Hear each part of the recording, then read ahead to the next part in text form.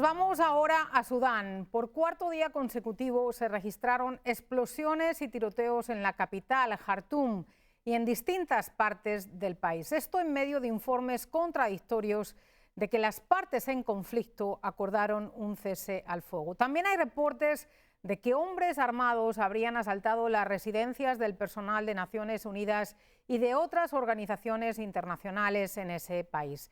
Esto de acuerdo con un documento interno de Naciones al que CNN ha obtenido acceso. De acuerdo a este documento, hombres armados agredieron sexualmente a mujeres y robaron pertenencias de las organizaciones extranjeras, entre los que se incluyen automóviles. Estos hechos habrían sucedido en la capital. La situación es crítica también para muchos estudiantes de la Universidad de Jartum. Llevan más de 3 días atrapados en el interior de los edificios del campus universitario.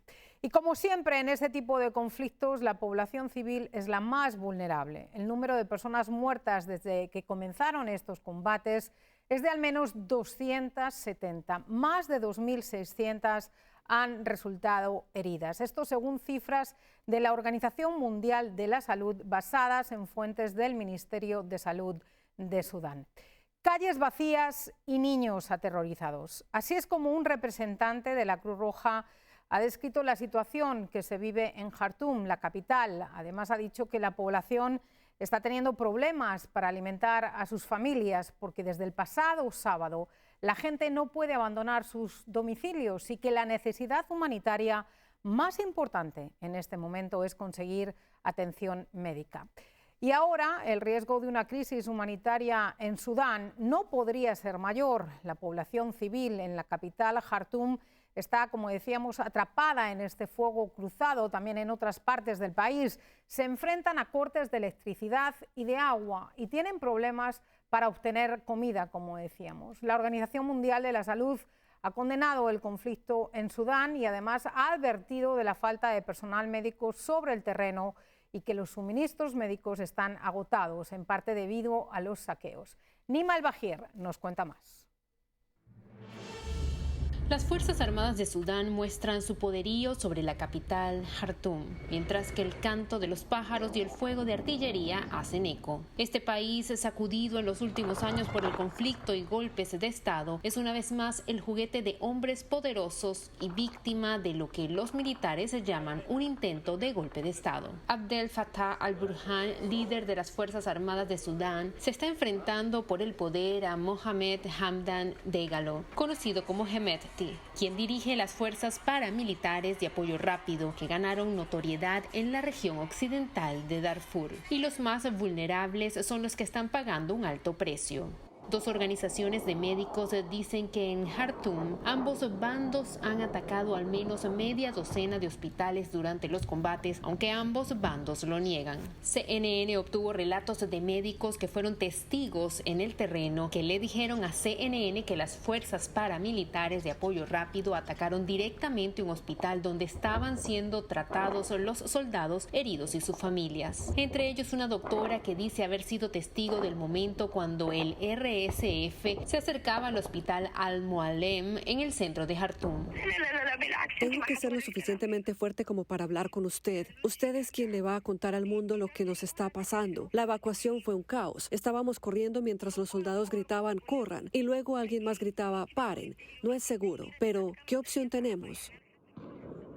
3 médicos nos describieron el hecho de que habían sido objeto de intensos bombardeos. El Comité Central de Médicos del país le dice a CNN que los muertos y heridos se pudren en sus camas sin médicos que los atiendan. Y el Sindicato de Médicos de Sudán calificó los ataques contra los hospitales y que personal militar se alojen en ellos como una clara violación del derecho internacional humanitario, una acusación que ambas partes niegan. Ambos líderes militares que ahora luchan por el control fueron aliados clave para subvertir la naciente democracia del país después del levantamiento popular que depuso al dictador de Sudán, Omar al-Bashir, en 2019 y que ahora languidece en prisión. Los recuerdos de esas protestas y la foto simbólica que se convirtió en su emblema se están desvaneciendo lentamente, al igual que la transición prometida de un gobierno militar a uno civil democrático. México. Pero en una entrevista con CNN desde el cuartel general del ejército, el líder del ejército de Sudán me dice que la milicia de las RSF está organizando un intento de golpe de Estado.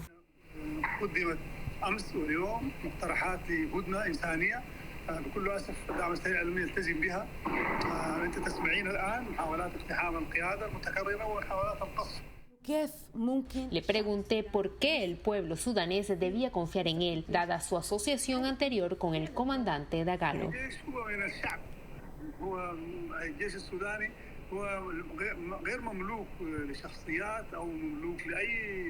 El general Burhan también se comprometió a un retorno a un gobierno civil.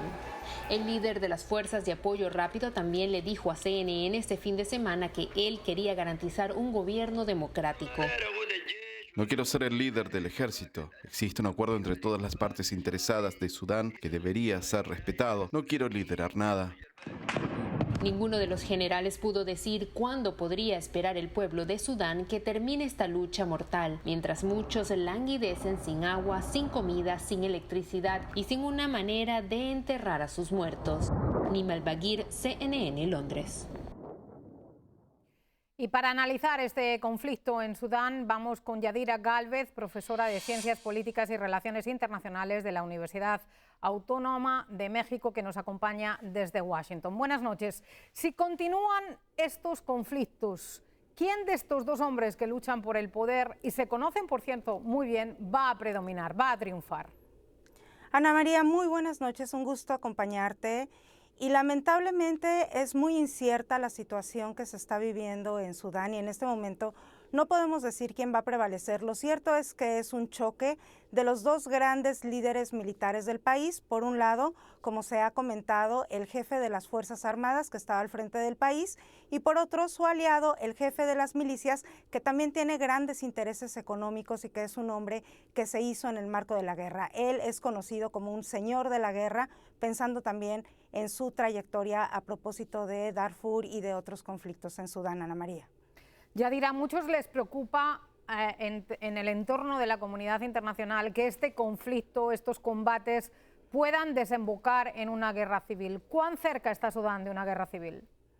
Es un conflicto que se está viendo entre los dos grandes líderes y sin duda tenemos que considerar que si esto sigue incrementándose, puede que se mantengan los enfrentamientos y lleve tanto a una crisis humanitaria, que tenemos que pensar que la sociedad civil está en medio de esto, como a levantamientos mayores, porque estamos frente a un momento clave en cuanto al nivel de confrontaciones por un lado y por otro la sociedad civil que estaba buscando la democratización del país. Recordemos las imágenes aquellas de lucha en contra del dictador al-Bashir y que están expectantes de lo que está sucediendo. Estamos en un momento clave en cuanto al choque de estos dos liderazgos, pero ninguno de los dos hasta ahora podemos decir que están realmente comprometidos con el tema de la transición a la democracia. Puede ser simplemente una bandera para mantenerse en el poder, Ana María. ¿Y podría este conflicto ser el final de esa transición civil de poder en Sudán? En realidad, el gran problema que estamos viendo aquí es que este conflicto puede alargar aún más la transición hacia un poder civil si uno u otro lado considera que está en riesgo la estabilidad del país y a propósito de las justificaciones que se dan en torno a la importancia del poder militar en esta zona. Entonces, una vía podría ser que esto realmente desencadenara en un acuerdo entre las partes que finalmente lleve a Sudán a su transición a la democracia, pero lamentablemente lo que sí podemos pensar es que esto puede devenir en el fortalecimiento de uno u otro lado sin que necesariamente lleve a un final relacionado con la transición, Ana María.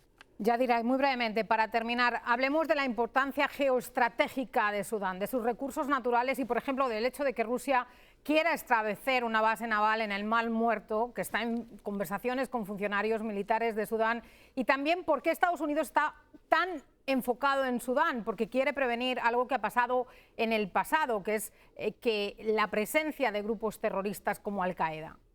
Sí, por supuesto. Tenemos que recordar que Sudán es un país con grandes recursos naturales, entre ellos el oro, y precisamente se le dio una concesión a una empresa que se ha relacionado con el grupo Wagner y se ha señalado constantemente que el oro de Sudán además alimenta todas estas dinámicas en cuanto a los conflictos, y recordar que Hemedti, el líder de las fuerzas de apoyo rápidas, está señalado como prestador de estos servicios